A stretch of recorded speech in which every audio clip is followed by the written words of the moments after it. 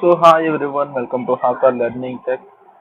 From today onwards, I'm changing my language to English to explain the concept because some of the people gives the input. So it's fine to say in English. So because people understand the things betterly when you say in English, so they can easily convey to someone else who is asking about the concept. So that's why I'm changing my language to English. So if you have any issue with my language, so if you want to continue with Telugu or English, keep comment in the comment section.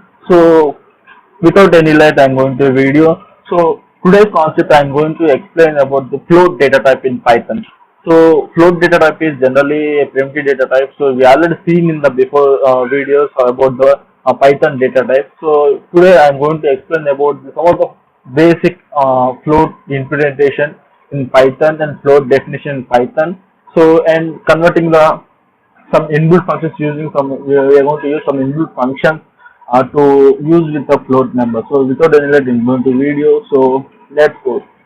So I just simply I'm taking a small text editor and I'm going to use so first of all I'm going to say I'm saving it to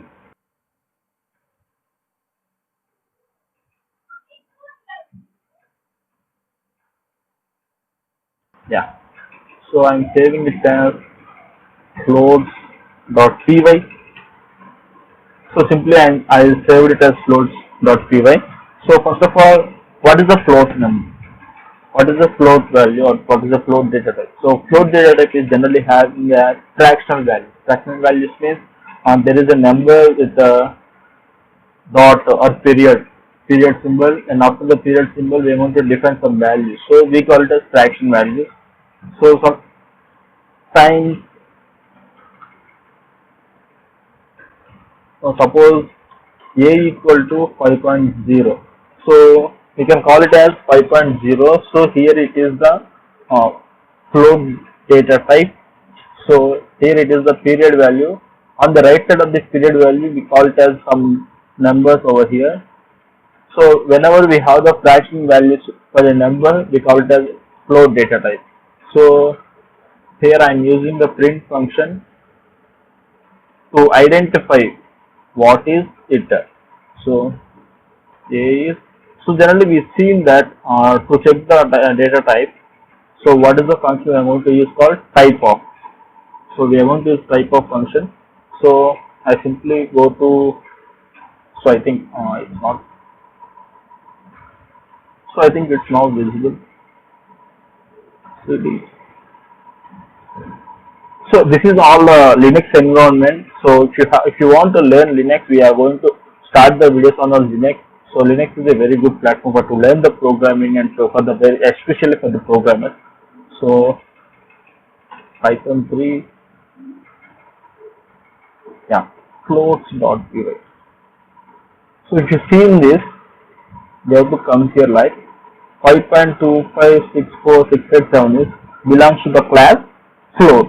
So it means it is called a float data type. So it is called float data type. So now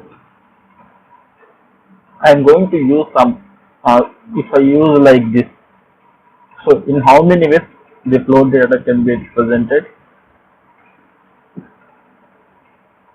C equal to dot 5. So I am going to use dot 9. So print of C. So if I going to see this, what is the value I am going to get here? If I see this, so if you see here, I defined here float as with just a period. After the period, I didn't write anything. So whenever we didn't write anything after the period value or period symbol, so it is taken as 0. It is taken as 0. So suppose if we define a period value on the left side of the period value, if we define if we didn't write anything, it is going to taken as a 0. So that's why I am getting 5.0 and 0.9. So now I am going to show you some basic daily usage of inbuilt functions. So what is the you generally seen that if you did not know the things like inbuilt functions of the particular data type, I am going to use the thing directory of function. So dir of function. So whenever I run this, So I'm going to get lots of bunch of uh, functions to representation of the float, to represent the float in the thing. So what is the mostly used things are called as integer ratio, is integer, imaginary, real. So these are the things which is mostly used in the float data type. So today I am going to explain about those only. So first of all, I want to specify imaginary value also here. Img equal to, I am going to use 5.0 plus 3j. So as of we seen in the integer data type, so how the complex number works. So first of all, uh, so here we have a is some fractional value and b that doesn't have any fractional value. So I'm going to take another thing. Uh, d equal to, d is a variable which is I'm defining here. So d equal to 9.0. So if I use the functions called print of, I'm taking here a d. So I'm taking here d dot is underscore integer. So I'm just writing is integer. So we'll look into it what it returns. So again I'm writing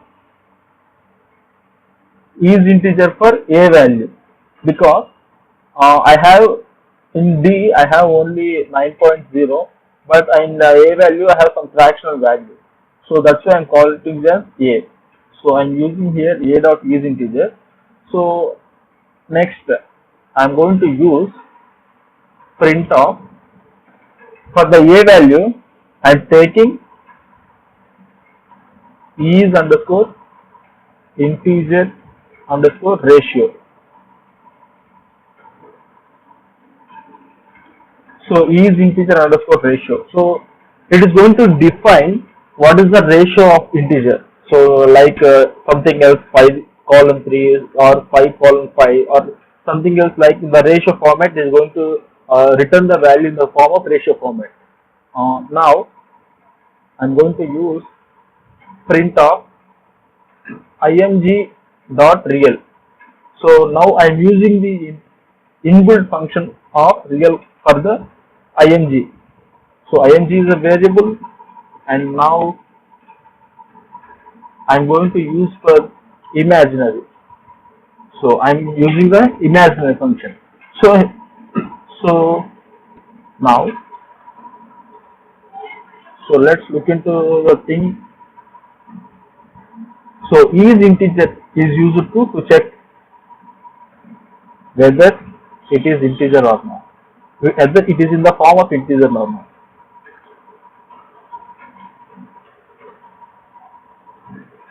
So they both are same.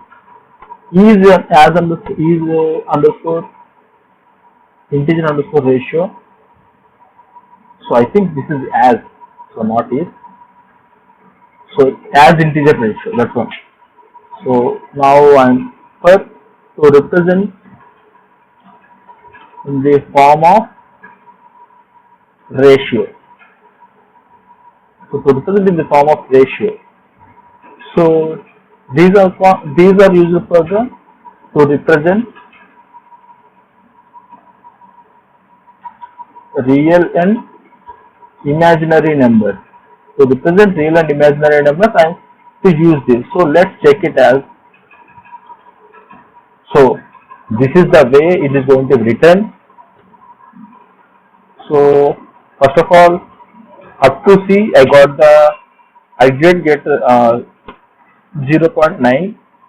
So up to C, these are the things. So for what the thing is true is d dot is integer returns true. So d dot is integer returns true. Why? Because I have only after the period I have 0. The 0 doesn't consider. So the 0 doesn't consider whenever we have period after the value only single 0.